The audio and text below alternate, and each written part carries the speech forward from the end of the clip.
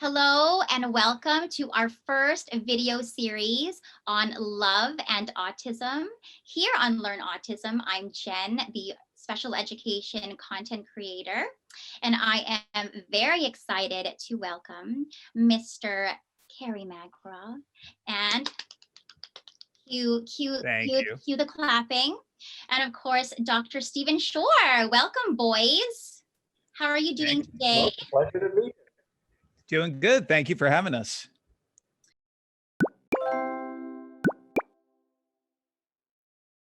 I'm happy to see you. I know it is an unprecedented time in the world. So thank you for taking time out of your busy schedules to join me today. We have a lot of interesting, hot and saucy things to talk about. Love and autism and relationships. So are you ready for it? Ready to Bring it rock and on. roll. Ready? Yep. Okay, so I'm going to start with some quick fire questions. So Carrie, this is going to go to you first. All right. Yeah? Okay. Absolutely. Okay, here we go. Person with autism or autistic? That's usually one of the first questions somebody comes up to me and asks for the first time. Cracker questions, autistic, all the way. I always kind of see an identity first as the way to go. Okay, super. And what makes you really angry? What makes me really, really angry, it's probably just rude people overall. Just the concept that we live in I'm actually wearing a shirt today that says kindness, spread kindness. And I think we could definitely use a lot more kindness in this world. So that's one of the things that ticks me off the most. Oh, most definitely. And what is one of your quirks? I could tell you all 30 NBA teams and every single player on one of those teams. I grew up loving basketball, and it became one of my key interests growing up, and even today as an adult. Wow. Okay. And can you describe yourself in 3 words? 3 words: passionate, authentic, and storyteller. Oh, nice. And what's the worst place you could get stuck?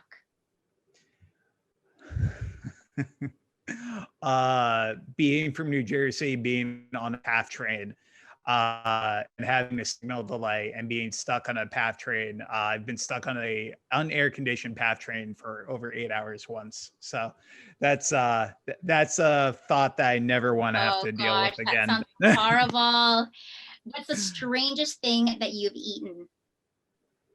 Strangest thing that I've eaten. Wow, that's a hard one. I think I never liked fish as a kid, so I don't even think it's that strange. But flounder was a weird new experience the first time I tried it. Not bad. It was just like I wasn't expecting the texture of it at all. Okay. And what's the first thing that you notice about a person when you meet them? Ooh, that's another. And these questions are really good. Usually their eyes. Even though some autistics don't look people right in the eyes, that's kind of the first thing that like really pops up to me if they have brown eyes, blue eyes. So usually eyes. Nice. Thank you. I just learned so much more about you just in this quick fire. Thank you so much for that. Absolutely. Ethan, are you ready for I your am ready. fire challenge? So some of them will be the same, some of them will be different. Okay, here we go. Person with autism or autistic? Autistic. Autistic, okay. What's your dream job? I have my dream job already. I knew you were gonna say that. I knew you were gonna say that. Not being a professor of special education, focusing mostly on autism, and when there isn't a pandemic, traveling around the world talking about autism. Nice. And what's the worst place you could get stuck? A noisy restaurant. Yes, Or I've been with you for both of those situations. So yes. And what is the first thing you notice about a person when you meet them? how they move and how they sound. Okay. And what's the one food you wouldn't want to give up? Oh, that's a hard I one. know you love food, so. There's a lot of good food. Right now, chicken soup comes to the mind. Chicken soup. Okay. Okay. Thanks, guys. Some really interesting answers there. But before we dive into the nitty gritty of our interview, could you tell us a little bit about yourself? I guess we'll start with Carrie. Yeah, absolutely. I grew up in New Jersey. I was diagnosed with autism when I was 4 years old. I didn't speak until I was about 3. Didn't start speaking complete sentences till I was about 7. And I dealt with a lot of sensory challenges, a lot of challenges with my communication. But I had a really awesome family who went tooth and nail for me every single day, fighting for supports in the school systems when the schools wouldn't do it in the 90s, when autism was still very up and coming. And it paid off. And now I can say today I'm a professionally certified speaker, similar to Stephen. I've written several books based on my journey growing up with autism, one on relationships, which I'm really excited about talking about love and autism today. In addition to being an autism entertainment consultant, working on a few films and TV shows to bring realistic portrayal of autism to our entertainment industry. And then in my spare time, working a nonprofit where we highlight individuals impacted by diagnosis. Stephen was actually one of our interviews. And also giving scholarships for students with autism to go to college via my nonprofit KFM Making a Difference. So, what do you do when you're not doing something related to autism? Right now, dating apps, which I'm very excited Oh my goodness, you've just opened a can of worms. Dating apps? I know. Well, okay. Catching up on sleep, but then also just making sure that I'm single, I'm looking, and I'm just trying to find that special someone and have a good mix of personal and professional life. So. Fantastic. Ooh, you just tantalized my my imagination with the dating apps. Okay, so I'm going to touch back on that after Stephen tells us a little bit about himself. Well, after 18 months of typical development, I was struck with the regressive autism bomb, where I lost functional communication, had meltdowns, withdrew from the environment, and in brief, I became a very autistic little child. There was so little known about autism that it took my parents a whole year to find a place for diagnosis. And when they did, the doctor said, you know, this kid is too sick, send him off to an institution. Fortunately, my parents, like we see so many parents today in ever increasing numbers, they advocated on my behalf and they convinced the school to take me in about a year. And it was during that year that my parents implemented what we would today refer to as home-based early intervention program. And it would be a program that emphasized music, movement, sensory integration, narration, imitation. So it probably looked like one of the more developmental, cognitive, or relational approaches that we know today, such as the Miller method, or floor time, or RDI, relational development intervention. I also see some aspects of daily life therapy as well as practiced at the Boston Higashi School. But really what it was just parents desperately trying to reach their kid. They tried to get me to imitate them. It didn't work. It must be some difference to do with the mirror neurons in autistic people that makes it hard for many of us when young to imitate. So my parents flipped it around and they imitated me. And once they did that, I became aware of them in my environment. And I think the key implication is that you have to meet the autistic person where they are. Yes. And then join them, and then you can move along. It's a vital prerequisite to doing solid and authentic work with an autistic person. So for example, you get a kid who's spinning a quarter over and over and over. So we may be tempted to take that quarter away because we want them to focus on other things. Or we could choose to join the child in spinning these coins. Maybe that grows into taking turns spinning the coins and then doing other things with this favorite object. So it's really a turning away from working against the characteristics of autism and turning towards working with the characteristics of autism. So at age 4, I entered the school that initially rejected me. I got reevaluated. Instead of being considered as psychotic and ready for an institution, I got upgraded to neurotic. So things are looking better in the world. Okay, wow. I feel like that's sort of the commonalities between your two stories is that you had a really, really supportive network around you, just parents who would not give up on you. And also a culmination of different teaching approaches really individualized to your learning style. And is that it? Am I kind of like on the right track here in saying that, in saying that? Yeah, I think that's key. And the key is to match approaches and techniques to individual needs. And there are a lot of well thought out approaches out there. Yeah. And we should be open to choosing the one that best fits the individual. Oh, Yeah. I 100%. Yeah, sorry, Carrie, what do you think? No, I was just going to just say that Stephen hits the nail right in the head. There's really no one size fits all when it comes to autism. And it's really important to establish a rapport, especially within those first 5 years where early intervention truly plays a pivotal role in hopefully helping lead to the best quality of life. For example, for me, I had occupational speech, music, theater, and physical therapy for 15 hours a week, all the way almost till I was 19 going to high school when I was just around three. So one person, like Stephen's famous quote in our community, now, if you met one individual with autism, you met one individual with autism. Just got to make it based on a case-by-case basis. I love that. I think sometimes what happens is, you have people who belong to certain worldviews or certain types of therapies that they provide, and and only stick to that. I think there's so much wealth in taking what works best from a variety of methodologies, of therapies, and really tailoring the therapy for that child, so that you meet the child where they are, and you develop a therapy system that works for them using different methodologies. I think it would be great if everyone was kind of open to that.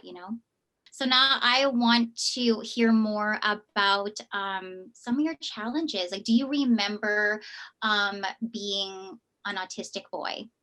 Like, do you remember what it's like kind of being in that body, like in a body that is not yet able to communicate your wants and needs? Like, what did that feel like? What did that frustration feel like? Because I see that some of the kids that I work with, the kids that I work with that are still developing language, a lot of the tantrums really ensue because they want to communicate something, but it's just, it's not coming across, or the communication system that they have is not, doesn't meet their needs, and they're just unable to communicate their wants and needs with the people around them. Do you remember what that was like when you were early childhood, when you weren't able to do that yet? Yeah, I remember some of my earliest memories being that kid who I was going in for a diagnosis when I was just a little over 2.5 years old. And in that 18 months before I got the formal diagnosis, I knew, even cognizantly as a 3-year-old child, seeing all the other kids, some kids were stimming, some kids were very, very quiet to themselves. That was the first time going to Cornell Medical Hospital in New York and realizing that I was special. It wouldn't be until I was like about 11 and a half that I would know about my autism diagnosis after my parents told me. But I remember the challenges from a very, very early age. I remember the inability, even though I had a few sounds, I had a terrible time trying to communicate with the people I care about the most in my life, even about some of my basic needs. Mm-hmm. So my parents were really just trying to figure out how to nurture communication versus speech. I think that's kind of one big deficit we see a lot in the community. Everyone is talking about, how do I get my child to speak, when the real goal should be, how do I get my child to communicate? Mm-hmm. So I think it was my parents being able to latch onto that really helped with some of my challenges, in addition to sensory challenges. I still have sensory challenges today, but I had severe sensory integration dysfunction until I was 8, and made it very challenging growing up. So how did you eventually learn to communicate your wants and needs? Did you have an AAC device? Like, did you, how did that work out for you? Well, similar to what Stephen was talking about, my parents really tried to latch on the communication by mimicking. Okay. So once they started hearing different sounds, they would imitate those sounds to build a rapport with me, which later down the line helped me nurture more of my communication as I got older. Say my first word juice when I was just around 3 years old, and then speaking in complete sentences at around 7. So it was really nurturing that. Going to a therapeutic preschool that focused specifically on speech therapy and occupational therapy was Mhm. also really important to my intervention and being able to communicate for the first time. And Stephen, what about you? Do you remember what it was like being, as you said, an autistic boy? What was that like, kind of being in that body where you really wanted to say something, you were aware of what was going on, but you just didn't have a way to express that. What did that feel like? And can you give us an experience? Yeah, I sure can. So being in an autistic little boy's body during my pre-verbal days, uh, there was a lot of frustration, just like what Carrie was talking about. Frustration at not being able to communicate my wants and my needs. And it didn't occur to me that I could talk. Sometimes people ask me, do you have memories when you became nonverbal that you were able to talk and wished you could talk? And at that time, my sensory world is pretty much what governed my existence. So all of my memories are more pictures, or you might say videos in my mind, or sounds, as opposed to talking. Right. And my parents, noticing that, they would verbalize whatever I was doing.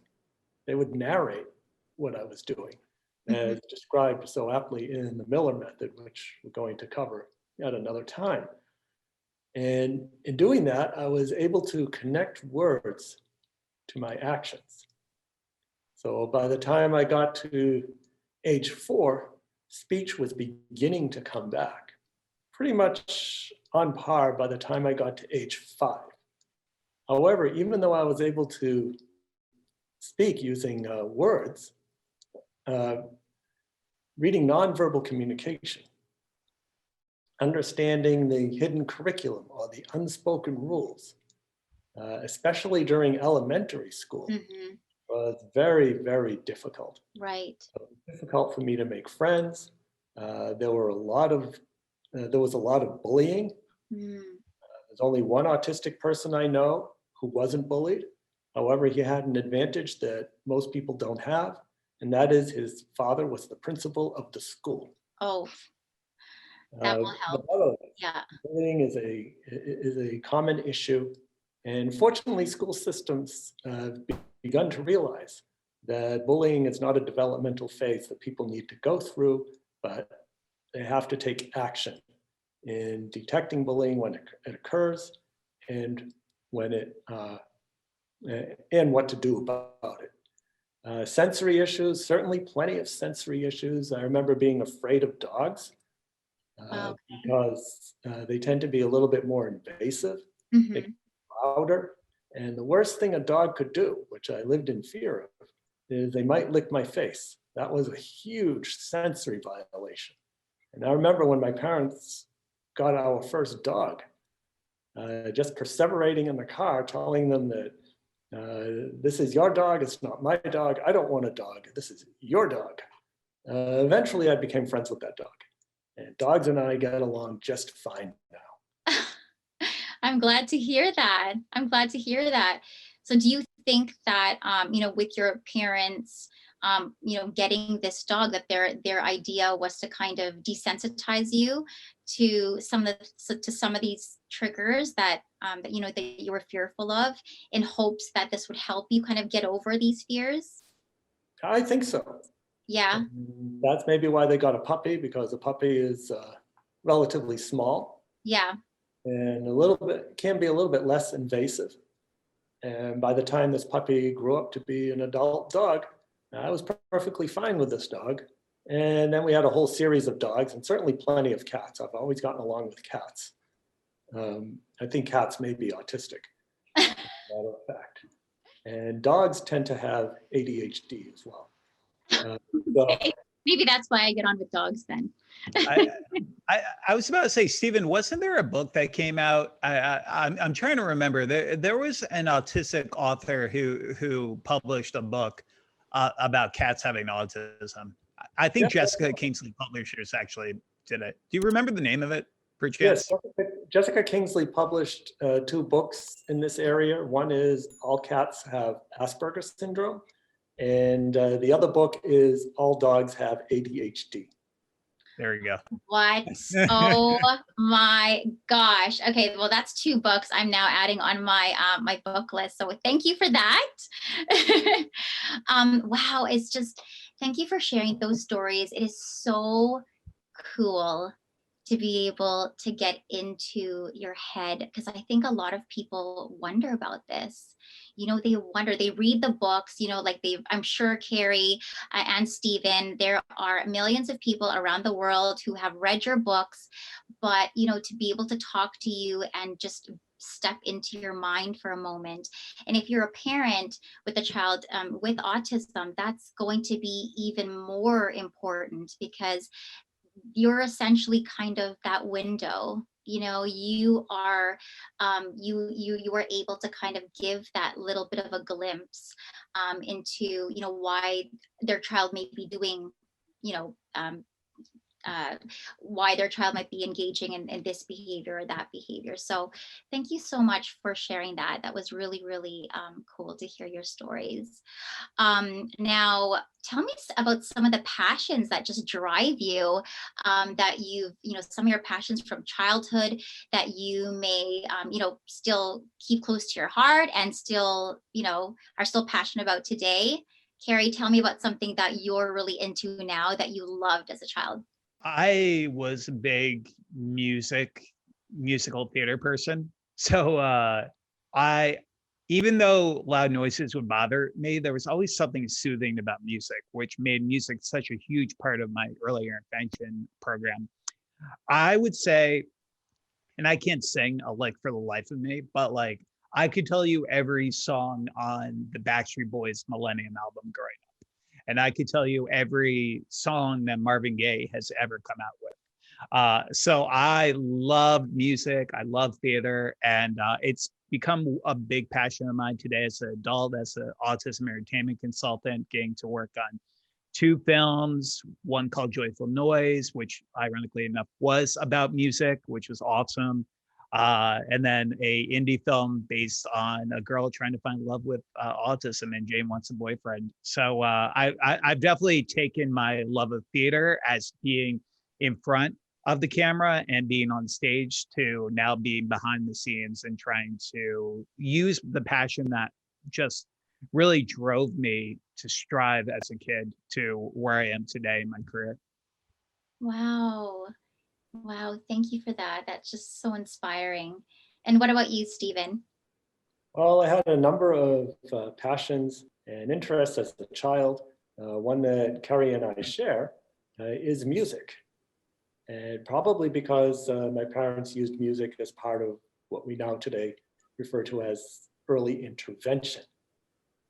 And we would spend hours listening to music, mostly classical music, a little bit of folk music. And I was just fascinated by music, loved to listen to it. And in fact, by the time I got to middle school, whereas let's just say you don't need to be autistic to have difficulties in middle school. Yep. But for me, it was actually easier because one, in middle school, I realized that using words instead of sound effects from the environment really helped with social interaction. And then number two, I was able to engage in my special interest of music. I joined the band. And now I had a structured activity to mediate my interactions with others. I got so taken up with music that I got it into my autistic head that I needed to learn how to play all the instruments, every last one of them. So I would spend hours in the instrument closet, figuring out how the different instruments worked, taking them apart like I would take apart watches, reassembling them, sometimes combining 2 or 3 instruments into one and making contraptions that never should have seen the light of day. And while I didn't get to all the instruments, I did get it up to about 15. Wow. Instruments. So can you play 15 instruments, to mastery? I can't play them all at once. And some of them I play better than others. Yeah. But I will say that I can play them all well enough so that if I needed to teach a grade school student how to play the instrument, I could do it. Wow. And that is amazing. That is what led me to major in music at the university, because I heard that one of the requirements for a degree in music education was that you had to learn all the instruments. So what could be better? And that's exactly what I did. When I went off to college, it was music education at the bachelor's level, the master's level, the doctoral level. However, after I'd finished all of my coursework at the doctoral level and I was getting into comprehensive exams, I started getting more interested in autism. So I defected to the School of Education and got my doctorate in special education. I still use music today. I listen to music a lot, just as Carrie can name all of the songs that various groups have played.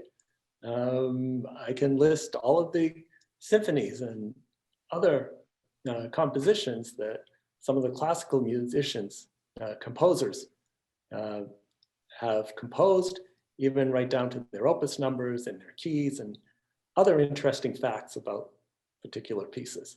And now my involvement in music mostly focuses on giving music lessons to autistic children.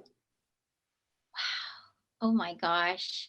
So guys, what is it about music that drew you in initially as a child? I know a lot of the kids that I work with right now, they're really drawn in by the music that I provide in my therapy too. And now this seems to be sort of, an ongoing theme. Like, what is it about, music that is soothing, or that draws you in? Like, tell me about it. What is it about music that really stood out to you then and now even? Well, I think whatever scrambles the speech centers of the brain in autistic people tends to leave the musical ones intact. Mm-hmm. And so music can become a means of communication. Right. And especially the rhythmic aspects of music. Yes. Rhythm is the strongest of the elements of music. Other elements being pitch, texture, melody, and some others. So it's this rhythm which has the predictability that we crave. And it's with that predictability of music that we can then become creative within the art of music. I have students who I've taught music to. They're all over the autism spectrum. Right. So some of them don't speak, some are pretty significantly affected. Mm-hmm. However, by working together, they can learn to read notation and play an instrument just like anybody else. Then there are other other autistic people I've worked with that, if anything, they talk too much. However, music can serve as a great carrier signal to help organize communication. And what I found fascinating are the students I work with who are functionally non-speaking. They don't use words to communicate, they use an assistive communication device or by some other means. However, if I start to play a piece of music they know, well, sometimes they'll play it after giving them some lessons. They'll sing. Wow. And they sound just like anybody else. And you never know that they didn't speak unless you knew them. So I think there's some real connection between music and communication. Wow, that's incredible. And Carrie, what about you?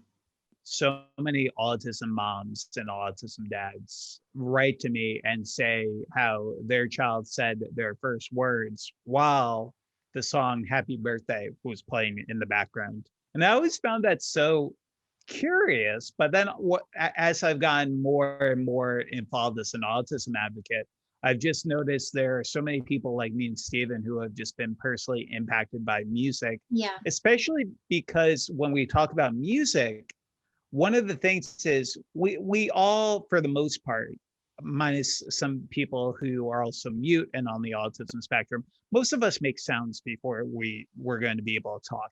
And that's connection with music is a great, especially in terms of early intervention, way of nurturing communication as that child gets older. Now, there's also the extra benefit of the fact that when people have sensory challenges, we're talking about all 5 senses. And one of the ones that I notice more than most is the loud noises. Individuals on the spectrum having to have noise canceling headphones on, not really having the ability to be in crowded areas because of all the background noise, all the transitional noises that might be happening that they might not be able to prepare themselves for. But having music gives them an opportunity to check out different levels of sound, from different bass to different trebles to every little thing coordinated with it to make it just a easier process for individuals who have those sensory challenges, who have those communication challenges to really find a connection. And I think that's something that we continue to need to emphasize when we're talking to teachers and therapists, because honestly, I go to so many K through 12 schools to speak, and I still don't see music therapy being utilized enough. And there is some essential benefits that could help these individuals today. Do you guys also feel like the predictability of music is part of the soothing factor? Like they can, especially if it's a song that they know that they love, that they sort of, there's no surprises, they know they like the song, they know how it goes, and there's like a safety in that. Oh, I definitely believe there is.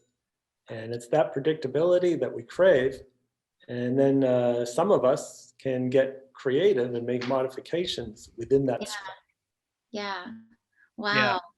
Yeah. So many kids right now, I just with 2020 and everyone kind of being isolated and some being on lockdown, I can't tell you how many families connect with me and say how much their kids love Baby Shark and like playing Baby Shark over and over and over. To the dismay of many, to the dismay of all millions of families around the world. Yes. But I mean, having the words, but also having the chorus with the do, it encourages not only the words, but it also encourages sounds for those individuals. So. Wow, that's just fascinating. Thank you for sharing your stories, guys, in regards to music.